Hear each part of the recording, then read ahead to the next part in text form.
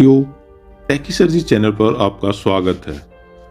आप सभी के लिए एक अहम जानकारी इस वीडियो में दी जा रही है, खास तौर से उनके लिए जिनका कि जीपीएफ का अकाउंट है और वो मंथली एक भारी भरकम राशि अपने अकाउंट्स में कटाते हैं। तो साथियों, एक नया सर्कुलर है। पिछली बार आपकी इनकम टैक्स में बताया गया था कि 5 लाख से ऊपर की जो भी इनकम टैक्स डिडक्शन होगा, उस पे जो भी आपका इंटरेस्ट मिलेगा उस पर इनकम टैक्स लगेगा। अब उससे आगे बढ़ते हुए एक बहुत बड़ा कदम उठाया गया है कि अब आप 5 लाख से ऊपर जमा ही नहीं कर सकते अपने जीपीएफ अकाउंट में। तो पूरी जानकारी के लिए पूरी वीडियो देखें और बने रहें टेकी सर जी चैनल पर। इससे संबंधित दूसरी वीडियोस पाने के लिए आप चैनल को सब्सक्राइब कर सकते हैं, बेल आइकन को प्रेस कर सकते हैं। हालांकि ये न्यूज़ आपके लिए अच्छी नहीं है, लेकिन समय पर आपको मिल गई, इसलिए चैनल को लाइक जरूर कर सकते हैं। तो साथियों, ये इंडोर्समेंट दिल्ली गवर्नमेंट की तरफ से बिल्कुल लेटेस्ट किया गया है और 10/11/2022 को एंडोर्समेंट किया गया है और बहुत ही स्पीडली ये एंडोर्समेंट किया गया है। सभी हेड ऑफ डिपार्टमेंट्स को, पे एंड अकाउंट ऑफिस को और दूसरे ऑटोनमस बॉडीज को ये भेज दिया गया है। तो क्या है ये ऑर्डर? ये ऑर्डर हमारे जो जनरल पेंशन रूल हैं, जीपीएफ से संबंधित रूल्स हैं, उनमें कुछ अमेंडमेंट कर रहा है। तो department of pension and pensioners welfare, ministry of personal, PG and pensioner, government of India, यहाँ पर ये डिपार्टमेंट है और ये ओएम नंबर है आपका 11/10/2022 का और एक एफएन नंबर है 2/11/2022 का। तो सब्जेक्ट क्या है? Selling of 5 lakh rupees of on subscription of general provident fund in the financial year.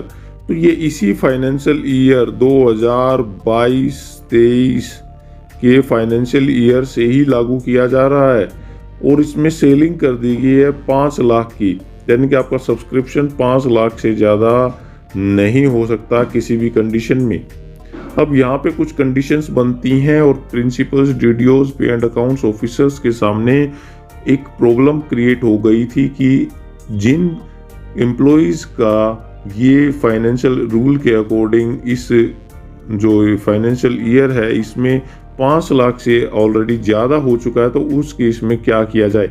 साथियों, यहाँ पर मैं आपको बता दूं कि ये जो ऑफिस मेमोरेंडम आया था ministry of personal and PG pensions के माध्यम से, तो यहाँ पर इन्होंने इसके बारे में बताया था कि जो सेंट्रल सर्विसेज का रूल है इसमें मिनिमम पहले जो था 6%, यानी कि जो टोटल इमोल्यूमेंट्स मिलता है आपको टोटल का 6% और उसमें अपर लिमिट नहीं थी। तो अपर लिमिट ना होने के कारण गवर्नमेंट को यहाँ पर काफ़ी बड़ा एक नुकसान हो रहा था, उनको बहुत ज़्यादा पैसा देना पड़ रहा था एज ए इंटरेस्ट। तो ये यहाँ पर इसलिए लाया गया है। तो अब यहाँ इसकी जो मंथली जो है आपकी एक लिमिट बांध दी जाएगी, एक तरह से मंथली हो गई। 5 लाख आपका अगर ईयर में जमा होगा तो उसको डिवाइड हम 12 से करेंगे तो आपको मंथली यहाँ पे डिटेल आपकी आ जाएगी। तो यहाँ पर हम पाते हैं कि इसके जो मंथली आपकी 41,666 रुपये से ज़्यादा यहाँ पर नहीं हो सकती। तो 41,666 रुपये आपकी मंथली रहेगी, तब आपका ये 5 लाख की सीलिंग से जाएगा। तो इससे अधिक अगर किसी का कटता है तो वो सचेत हो जाएं। अब यहाँ पे जो 6% मिनिमम है और अपर का हमारा ये इतना दे दिया, तो इससे ज़्यादा यहाँ पर हमारा डिडक्शन नहीं होगा। अब यहाँ पर काफ़ी दिक्कतें हैं कि पहले से ही जिसने कटा लिया है, अगर वो उस कंडीशन में क्या किया जाए। तो यहाँ पे 2 कंडीशन है। अगर उनका 5 लाख से ऊपर ही मान लो हो गया है, 5 लाख से पहले उनका हो गया, तो जो 6% की मिनिमम डिडक्शन करनी है यहाँ पे उसके लिए रिलैक्सेशन दिया गया है कि अगर 5 लाख से ज़्यादा होने पे 6% जमा कराने की ज़रूरत नहीं है। पहली कंडीशन तो ये हो गई। अब दूसरी कंडीशन है हमारी कि अगर 5 लाख नहीं हुआ है, मान लो उनका 4 लाख के करीब हो गया है, तो हमारे जो 1 लाख है उसको रिमेनिंग जो मंथ्स हैं उसमें डिवाइड किया जाएगा, और ये कंडीशन कोशिश की जाएगी कि वो 6% की ब्रैकेट्स में भी आ जाए। तो इस तरह से दोनों ही यहाँ पे कॉम्बिनेशन बनाने पड़ेंगे। हाँ, इसमें ये बात पूरी क्लियर नहीं की है कि अगर जिसका 5 लाख अगर पहले ही कंप्लीट हो गया है तो उस कंडीशन में क्या किया जाए, 5 से ज़्यादा जिसने दे दिया है, जमा कर दिया, उस कंडीशन में क्या किया जाए। तो उससे संबंधित आई थिंक बाद में कुछ इसमें अमेंडमेंट या कुछ और डायरेक्शन दी जा सकती है। तो ये जो एंडोर्समेंट दिल्ली गवर्नमेंट ने भी कर दिया है, सेंट्रल गवर्नमेंट में भी ये एंडोर्समेंट हो चुका था। तो Vishal Kumar ji under secretary of government of India के द्वारा ये एंडोर्समेंट किया जा रहा है। तो आप अपनी राय ज़रूर बताएं कि इस जो ये कदम उठाया गया है गवर्नमेंट की तरफ से, तो इसका क्या इम्पैक्ट पड़ेगा, क्या ये लोगों के लिए, एम्प्लॉइज़ के लिए नुकसानदायक है या सरकार के लिए फ़ायदेमंद है। तो आप अपने कमेंट सेक्शन में ज़रूर बताइए। अब ये जो ऑफिस मेमोरेंडम है, यहाँ पर आप देख सकते हैं 11/10/11 का ही ये दिया गया है, 11/10/22 का ये दिया गया है। तो सेलिंग 5 लाख का है, तो ये पहले से ही चल रहा था, लेकिन अभी तक ये सभी जगह नहीं पहुँच पाया था।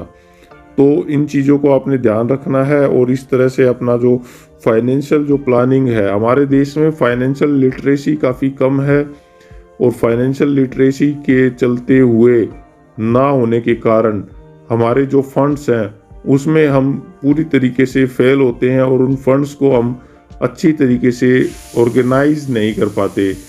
अब फाइनेंशियल लिटरेसी में चाहे हमारे बीमा हो, हमारे सेविंग्स हों, हमारे जो स्टॉक मार्केट्स हों या दूसरे फंड्स हों, उनका एक अच्छी तरीके से एक मैनेज करना हमें वहाँ पे नहीं आ पाता। तो फाइनेंशियल लिटरेसी के लिए काफ़ी महत्वपूर्ण है आपका कि आप अपनी जो 5 लाख की सीलिंग है उसमें आप किस तरह से उसको कंट्रोल करें, और जो अभी तक आपके पास जो ब्याज उससे मिल रहा था, क्योंकि बहुत सारे जो टीचर्स थे, ऑफिसर्स थे, एम्प्लॉयज़ थे, क्लर्क थे, उनकी काफ़ी बड़ा अमाउंट एक जीपीएफ के सब्सक्रिप्शन में चला जाता था, और जिससे गवर्नमेंट को काफ़ी जो एक तरह से इंटरेस्ट का लॉस हो रहा था, क्योंकि 7% से अबव लगभग है, 7% है। तो उससे क्या था कि सारी की सारी सैलरी को उसी में डाल देते थे, एम्यूलमेंट्स को, और उससे एक रेवेन्यू का एक असर पड़ रहा था। तो आप अपनी कमेंट्स ज़रूर बताइए, और कैसे ये मूव है गवर्नमेंट का, और आने वाले समय में गवर्नमेंट और क्या क्या कर सकती है एम्प्लॉइज़ के फेवर में या उनके अगेंस्ट में, जिससे कि उनको नुकसान हो या फ़ायदा हो। कमेंट सेक्शन में आप ज़रूर बताइए, और चैनल को अगर सब्सक्राइब नहीं किया है तो चैनल को सब्सक्राइब आप अवश्य करें। Thank you.